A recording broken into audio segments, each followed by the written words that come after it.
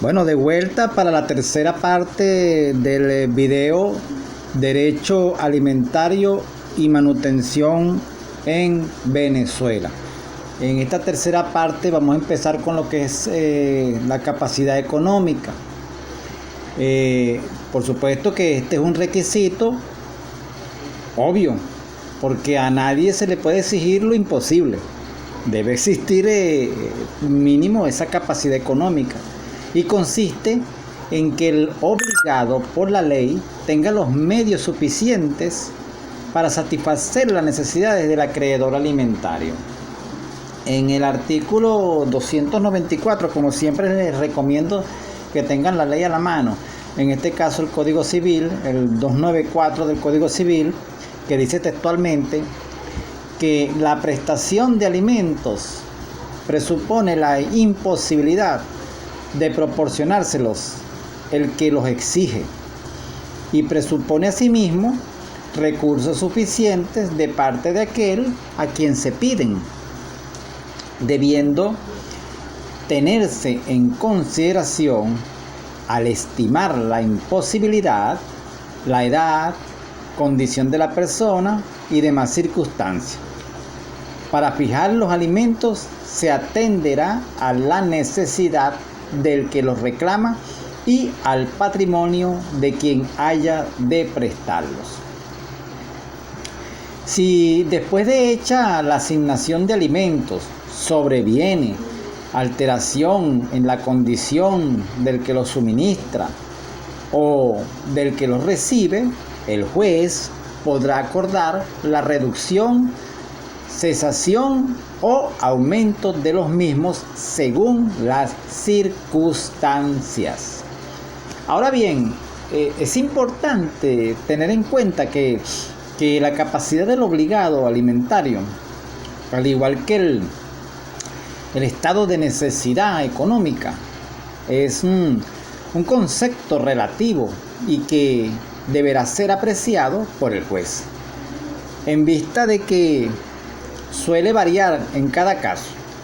Sin embargo, se ha establecido doctrinalmente que existirá capacidad económica cuando el obligado cuente con ingresos excedentes al cumplimiento de sus demás obligaciones. Es decir, que el excedente solo existirá luego de que el obligado haya satisfecho las necesidades de su familia y las suyas propias. Es decir, una vez que el obligado satisfaga las necesidades propias y las de su familia, ese excedente, ¿verdad?, que quede ahí, entonces podrá suministrar los alimentos a quien los necesite. En algunos casos tienden a presentar ciertos inconvenientes a la hora de determinar la capacidad económica. Ejemplo, cuando el obligado alimentario tiene ingresos económicos suficientes para sostenerse a sí mismo y a sus dependientes, pero no cuenta con un excedente, sino que posee bienes improductivos. En estos casos, la tendencia es que el obligado puede ser obligado por el juez a vender esos bienes improductivos. Claro que esto es algo que quedará a la apreciación del juez. Claro está que si en un mal momento para vender, supongamos que las propiedades han bajado su valor en el mercado y podrían revalorarse más adelante, no se puede obligar al deudor alimentario a vender sus propiedades, porque esto lo perjudicaría en ese momento. Lo dicho anteriormente tiene una explicación muy sencilla, y es que lo contrario, ¿verdad?, como lo dije, acarrearía un perjuicio innecesario para el obligado. Muy bien. Tipos de alimentos. Congruos son aquellos que implican o abarcan cubrir todas las necesidades del acreedor alimentario, teniendo para ello en cuenta la edad, la condición social, su estatus, etc. Como ejemplo tenemos en un joven suele implicar proporcionarle lo necesario para que reciba educación. Estrictamente necesarios. Estos son mucho más limitados que los congros, abarcando, como su nombre lo indica, lo estrictamente necesario. Ahora bien, el hecho de que no sean tan amplios como los congros no quiere decir que se pueda desmejorar al acreedor alimentario. Ejemplo, en cuanto a la alimentación que se le debe proporcionar al acreedor alimentario, no implica que por tratarse de lo estrictamente necesario se puedan medir las calorías que éste necesite para sobrevivir y darle de comer solo esa cantidad. Pero como es lógico, tampoco implica que la alimentación deba ser a base de caviar, salmón, whisky, Nutella, etc., ¿no? por exagerar un poco, ¿no? Si el acreedor viene de una familia de clase media, no se le puede proponer vivir en un rancho, por poner otro ejemplo, a estudiar en el peor colegio o a vestirse con ropa vieja, aunque el código no lo establezca de forma taxativa. En esta clasificación se incluye la ropa que le debe proporcionar el obligado alimentario al acreedor alimentario. El viejo código, por cierto, el viejo código civil de 1942 no contenía norma alguna que estableciera el contenido de la obligación alimentaria, por oposición al código actual, que establece claramente aquellas cosas que comprenden el contenido de la obligación alimentaria, también llamado legado de alimentos, tal cual como está establecido en el artículo 911 del Código Civil, que textualmente dice: el legado de alimentos comprende la comida, el vestido, la habitación y demás cosas necesarias durante la vida del legatario, y puede extenderse, según las circunstancias, a la instrucción conveniente a su condición social. Fíjense que el Código Civil ha establecido la obligación alimentaria que tienen los hijos para con sus padres en los siguientes términos. Limitámonos al artículo 284 del Código Civil, que dicen que los hijos tienen la obligación de asistir y suministrar alimentos a sus padres y demás ascendientes maternos y paternos. Esta obligación comprende todo cuanto sea necesario para asegurarles mantenimiento, alojamiento, vestido, atención médica, medicamentos y condiciones de vida adecuados a su edad y salud, y es exigible en todos los casos en que los padres o ascendientes carecen de recursos o medios para atender a la satisfacción de sus necesidades o se encuentran imposibilitados para ello.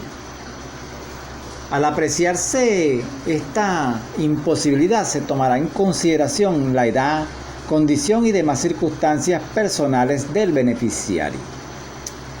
La obligación alimentaria existe también respecto del hermano o hermana, pero la misma solo comprende la prestación de los alimentos indispensables para asegurarles el sustento, vestido y habitación.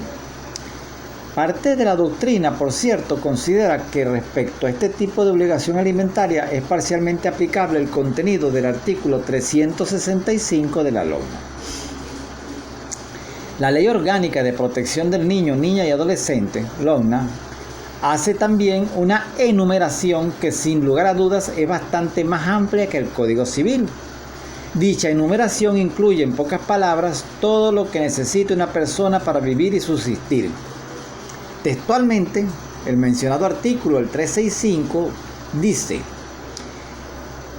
la obligación alimentaria comprende todo lo relativo al sustento, vestido, habitación, educación, cultura, asistencia y atención médica, medicina, recreación y deportes requeridos por el niño, niña y adolescente. Podemos ver claramente que es mucho más extensa que la que nos dice el Código Civil. En todo caso, las enumeraciones realizadas en ambos instrumentos normativos son de carácter enunciativo, aunque el criterio generalmente aceptado es que la pensión incluye todo aquello que necesite una persona para subsistir sin llegar al estado de penuria. No todos los obligados alimentarios están obligados a pagar el mismo tipo de obligación alimentaria. Esto es algo que dependerá del grado de afinidad o consanguinidad y también del grado de lejanía o cercanía existente entre los parientes.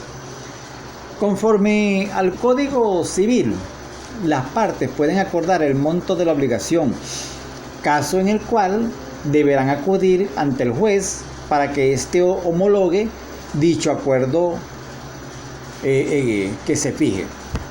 Por cierto, hay que comentar aquí que algunos autores no están de acuerdo con esto, por considerar que los problemas familiares deben resolverse en el seno de la familia.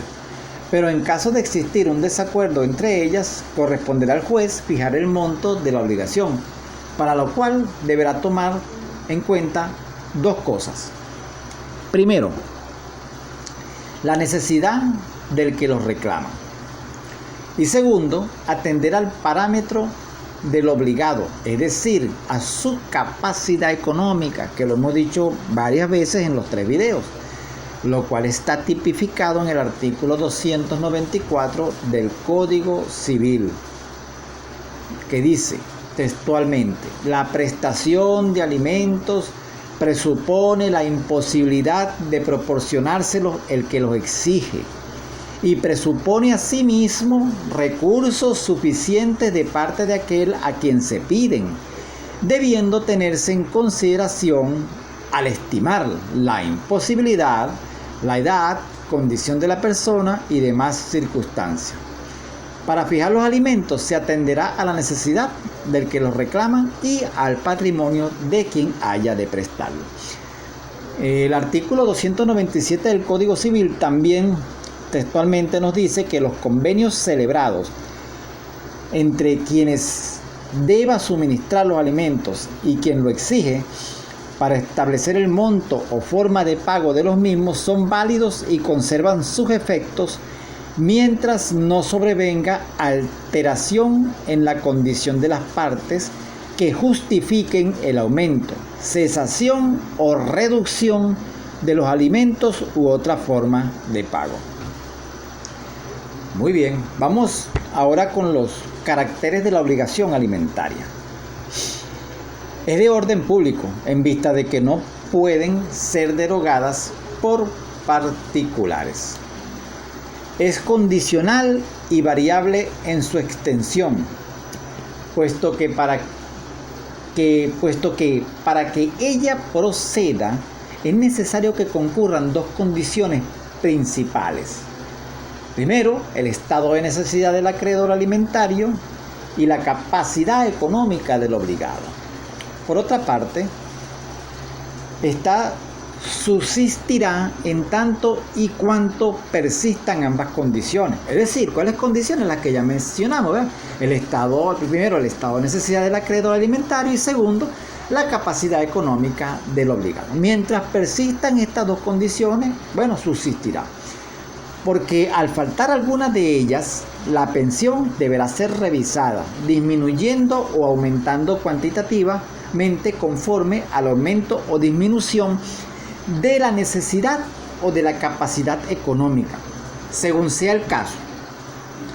Por ejemplo, cabe mencionar, que el gran jurista López Herrera sostiene que es condicional y variable en su extensión. Condicional porque depende de que subsista el estado de necesidad y la capacidad de manutención. Bien, es recíproca.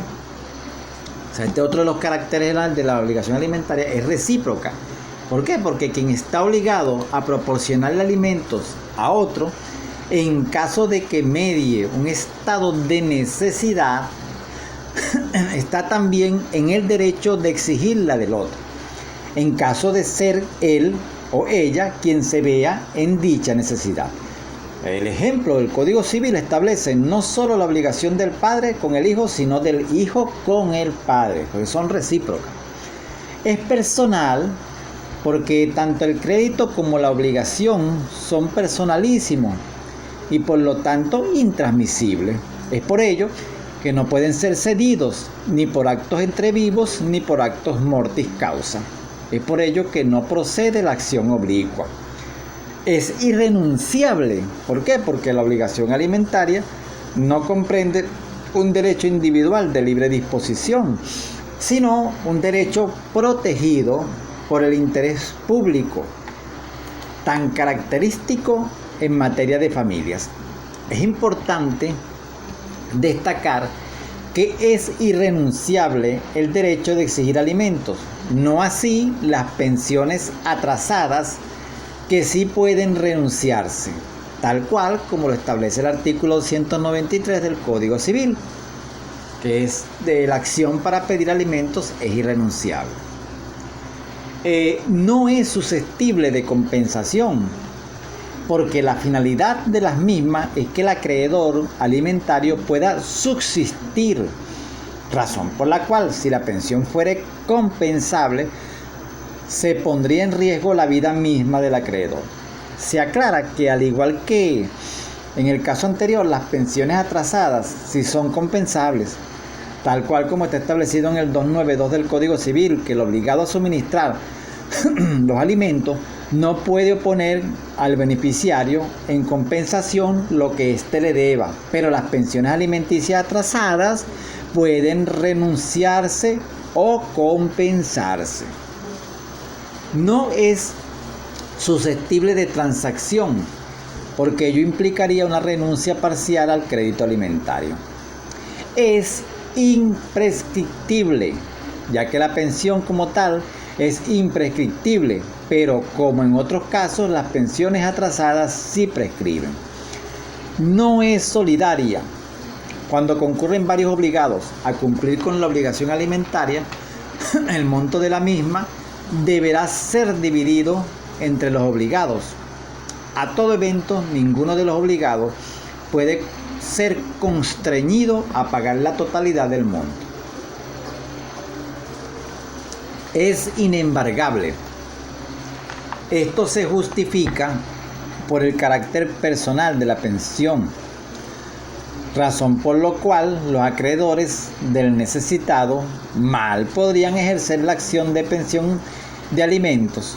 Por otra parte, debe ser embargable subsidiaria el estado de necesidad del acreedor alimentario. Es de cumplimiento sucesivo y anticipado, ya que debe ser pagada por adelantado. Así lo establece claramente el Código Civil en el artículo 295, que textualmente dice: las pensiones de alimentos se pagarán por adelantado y no se pueden pedir la restitución de aquella parte de las anticipaciones que el beneficiario no haya consumido por haber fallecido. Bien, es un crédito privilegiado solo en los casos establecidos por la norma. Bien, hasta aquí vamos a cortar este video porque se nos está haciendo un poco largo y continuaremos en breves minutos con el derecho alimentario y la manutención en Venezuela. Estén atentos que en pocos minutos colocaré la siguiente parte.